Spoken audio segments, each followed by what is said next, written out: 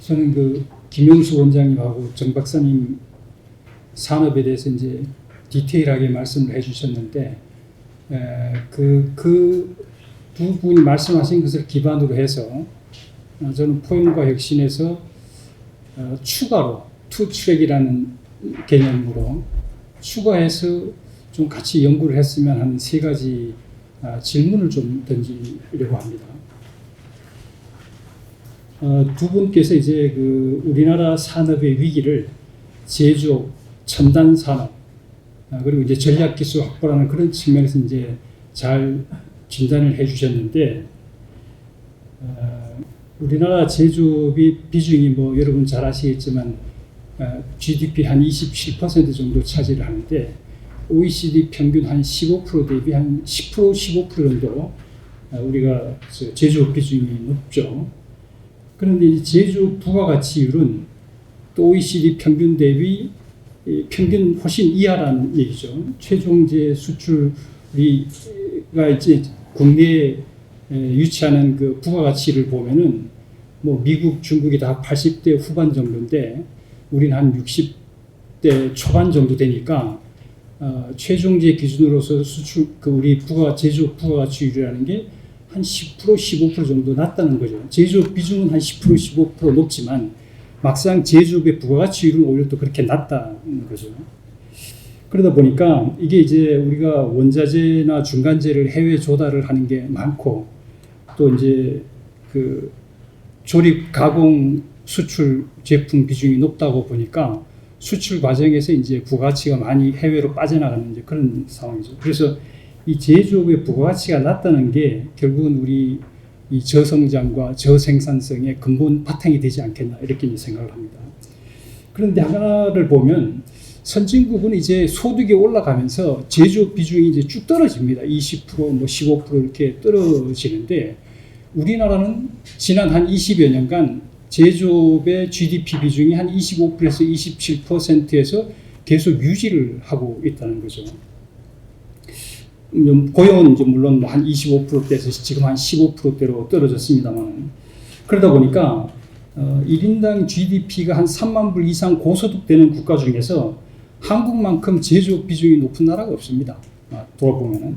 그래서 저는 이게 우리가 장기 저성장 트렌드를 보이는 그 근본이 결국 이제 이 제조업 비중이 높고 부가가치율은 또 떨어지는, 그게 이제 바탕이 되는데, 이러다 보니까 이제 우리가 GDP 3만 불 달러에 대해서 지금 거의 10여 년 이상 장기 정체를 하고 있지 않냐 이렇게 이제 봅니다.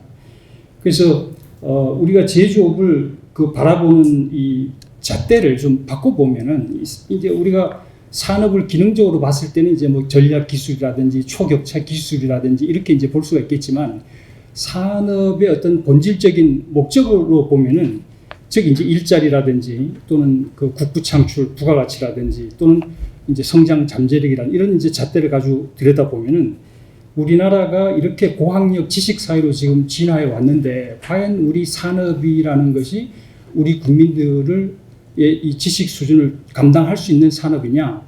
우리가 이제 저 지방에 가보면은 제조 사업 현장에 뭐 숙련공이라든지 기능공 이런 게 있지 않습니까? 이게 사실은 1980년도에 대졸 인력들이 한 10% 남짓할 때 공원이었지 않습니까? 그때는 이제 뭐 그 공원 뭐 속말로 이제 뭐 공돌이 뭐 우리 공순이 하는, 그래도 자부심을 갖고 이제 우리가 그 직업에 대해서 이제 자부심을 갖던 이제 그런 시절인데, 지금 뭐 우리 지방에 가도 우리 청년들이 다 70%, 80% 고학력 대졸 출신들인데, 이분들이 한데 아버지 세대에서 일하던 그 업무를 주고 지금도 기능공과 숙련공으로 하라, 참 받아들이기 어려운 거죠. 그만큼 우리 사회가 고학력 지식 사회, 고소득 고비용 사회로 발전해 왔는데 우리 산업 자체가 우리 국민들의 수준을 담아낼 수 없는, 그렇게 이렇게 좀 이 괴리가 생겨나고 있다.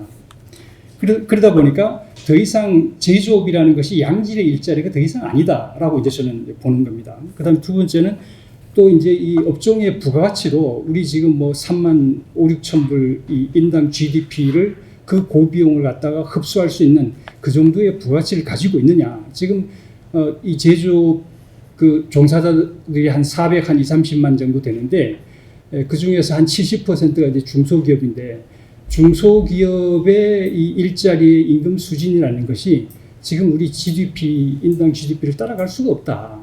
굉장히 이 저부가가치화되어 있기 때문에 우리 국민들로부터 외면당하고 있다고. 언제까지 그런 제조를 우리가 이 국내에다가 유지를 해야 되느냐.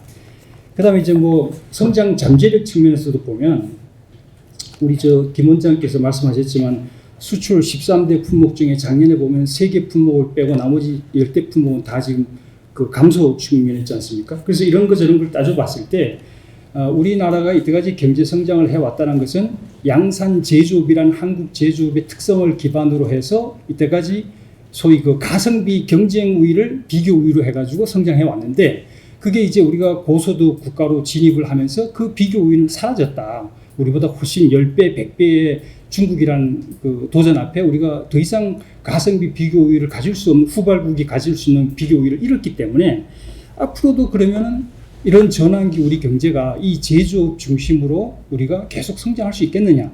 이 질문을 이제 제가 던지는 겁니다. 그다음 이제 두 번째는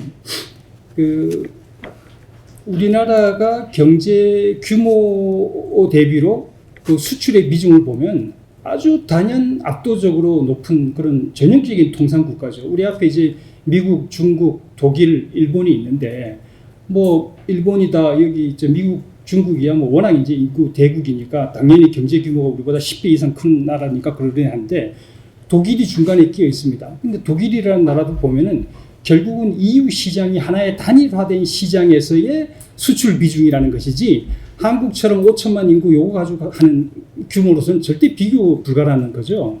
그렇다면은 그렇게 수출 비중이 높은 나라임에도 불구하고 성장률은 거의 최하위권에 지금 와 있다는 거죠. 그럼 그 얘기는 수출이 증가해도 아까 말씀하셨듯이 국내 경제의 어떤 고용이라든가 이 파급 효과가 현저히 지금 떨어지고 있다. 수출이 늘어나도 국내 경제가 좋아진다는 보장이 없다. 이제 이런 겁니다. 그렇다면 지금 현재 소수 대기업과 소수 품목 중심의 상품 제조 수출형 이 통상 모델을 가지고는 절대 K자형 성장이라든지 지방 격차라든지 또 국내 산업 공동화를 막을 수가 없다는 거죠. 그렇다면 우리가 이 통상 구조를 바꿔줘야 되는데 이걸 어떻게 바꿔 나갈 거냐? 그럼 이 통상 구조가 다수 기업과 또 이 지역과 산업이 참여하는 그런 통상 구조를 우리가 바꿔 나가야 되는데 지금 현재 우리 정부에서는 수출 드라이브 정책을 계속 하고 있다는 거죠. 이것이 언제까지 이 수출 드라이브 정책이 유효한가? 이제 그 질문을 제가 이제 던집니다. 그다음에 이제 마지막으로 세 번째는 이번 정부도 그 초혁신 경제 15대 프로젝트 또 AX 대전환이라는 이제 슬로건을 내걸고 잠재 성장률 3% 목표를 이제 추진을 하고 있지 않습니까?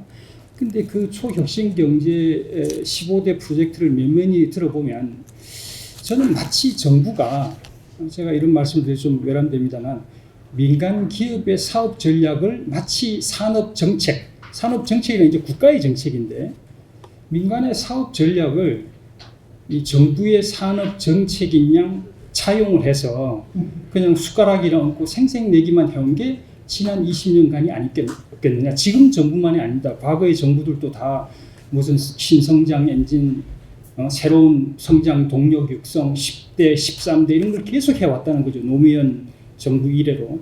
지금도 그 연장선상에 있는데 우리나라가 지금 뭘 더 추가로 뭐 새로운 신산업을 더 애드하겠다는 그걸 던지기 전에 지금 우리의 이 실질 성장률이 과거 한 15년, 16년째 이 잠재 성장률을 밑도는 GDP 마이너스 갭을 보이고 있는데 고소득 국가 중에 이렇게 장기간 GDP 마이너스 갭을 보이는 나라는 한국밖에 없습니다. 일본이 우리하고 좀 유사는 하지만 우리가 훨씬 더 장기적으로 그런데 그렇다면은 지금 우리가 자원도 없고 이 국토도 좁고 이런 나라에 압축 성장으로 급격하게 팽창된 산업 생태계를 들여다보면은 전 세계에서 우리만큼 과밀한 산업 생태계가 없습니다. 예를 들면은 일본이 우리보다 경제 규모나 인구가 한 2.3배 되는데 지금 우리나라의 통계에 보면 한 600만 개 그 기업이 있다고 해요. 일본이 기업이 한 500만 개 정도 되니까 오히려 우리보다 두세 배 가량 인구나 규모가 큰 경제인데도 불구하고 기업의 이 과밀도는 훨씬 우리가 높다는 거죠. 그렇다면은 지금 이 이제 압축 성장을 해오다가 이 급팽창한 공급 능력이 지금 그 경제가 위축이 되고 이제 낙수 효과가 떨어지면서 국내에 어마어마한 이 공급 여력이 남아 도는 거죠. 그게 이제 중소기업이 폐업을 하고 건설업이 폐업을 하는 그게 이제 이유지 않습니까? 그게 이제 결국은 우리나라 이 내수 시장이 지금 장기 저성장이 고착화되는 근본 원인 중에 하나인데, 과연 이 5천만의 요 인구로 우리가 이 중소기업과 이 자영업 남아도는 이 공급 여력을 충족시켜 흡수할 수 있느냐? 절대 어렵다고 보는 거죠. 그렇다면은 인구 5천만 이상 선진국 중에서 내수 기반이 이렇게 취약한 나라가 없습니다. 우리가 내수 민간 소비가 GDP의 50%가 안 되거든요. 전 세계 고소득 국가 중에 이런 나라가 없다는 얘기죠. 그럼 이런저런 걸 다 감안을 해도, 거기다가 또 문제는 우리나라가 아까 제가 이 수출 규모가 굉장히 높다고 했지 않습니까? 그럼 이런 교육 규모라든지 또는 그 FDI 같은 그런 FTA 같은 어떤 국가의 이 개방성 이런 걸로 봤을 때는 그에 비하면 우리나라의 글로벌 집적 효과가 가장 적게 누린 나라가 또 대한민국이에요. 우리 경제의 개방성이나 또 이 교육 규모에 비해서. 그래서 이런 것 저런 걸 해서 내수는 안팎으로 지금 이 침체할 수밖에 없는 그런 구조가 돼 있기 때문에 우리가 무슨 첨단 산업 소수 몇 품목을 육성을 해가지고 이 경제 전반의 생산성을 올려야지만 결국은 이제 이 잠재 성장률이 올라가는데, 소수 품목을 육성을 해가지고 경제 전반의 생산성, 자영업, 중소기업들의 생산성을 올릴 수 있느냐? 저는 굉장히 어렵다고 봅니다. 그래서 당연히 첨단 산업을 키우고 뭐 그거 하려고 우리가 키스트 같은 국책기관도 있으니까 만들어 놓았지만, 그거와 병행해서 투 트랙으로 반드시 대한민국은 이 공급 여력을 밖에서 흡수할 수 있게끔 한국 밖의 한국 시장을 절대적으로 필요로 하는 나라가 대한민국이다. 그렇다면은 정부에서 해야 될 산업 정책의 역할이라는 게 무슨 민간에서 이런 새로운 산업이 돈 되겠다 해서 그걸 육성하는 그런 거에 같이 하는 것보다는 그거 필요하면 이제 재정 지원을 해주면 되는 것이고, 오히려 정부는 민간에서 할 수 없는, 어떻게 하면은 지금 후발국 이 경쟁 우위가 비교 우위가 없어진 이 상태에서 대한민국이 국제사회에 가지고 있는 새로운 비교 우위에 기반해서 경제 구조를 어떻게 업그레이드 할 거냐. 그 다음에 또 이 국가 단위로 우리가 이제 그 개별 산업이라든가 개별 기술을 가지고는 중국과 경쟁할 수 없기 때문에, 그렇다면 국가 단위로 어떻게 융합을 해서 승부를 낼 거냐. 그럼 융합 기회가 어떤 것이 있는 거냐. 또 세 번째는 개별 산업의 공급망을 넘어서 전후방 산업 간의 국가 산업 생태계 전체를 어떻게 물꼬를 틀 수 있게끔 할 것이냐. 그런 시장을 창출할 거냐. 이런 쪽으로 간다면 결국은 정부에서 산업정책이라는 이름 하에 가장 우선적으로 추진해야 될 항목이 내수 시장을 글로벌하게 확장해야 되는 것이다. 어떻게 우리 제2의 내수 시장 영토를 확장할 것이냐. 그래서 자영업도 소화할 수 있고 중소기업도 소화할 수 있고 그런 문제가 있지 않겠느냐 해서 저는 두 분이 오늘 말씀하신 그 첨단 산업과 과학기술과 기존 산업을 어떻게 더 강화하는 그 연장선상에서 투 트랙으로 어떻게 하면은 제조 산업 외에 다른 산업들을 또 키울 수 있을 거냐, 선진국으로서. 그 다음에 통상 모델을 어떻게 바꿀 것이냐. 세 번째는 첨단 산업 육성과 더불어서 내수 시장을 어떻게 글로벌하게 확장해 갈 것이냐. 이 세 가지 질문을 좀 같이 던지고 싶습니다. 이상입니다.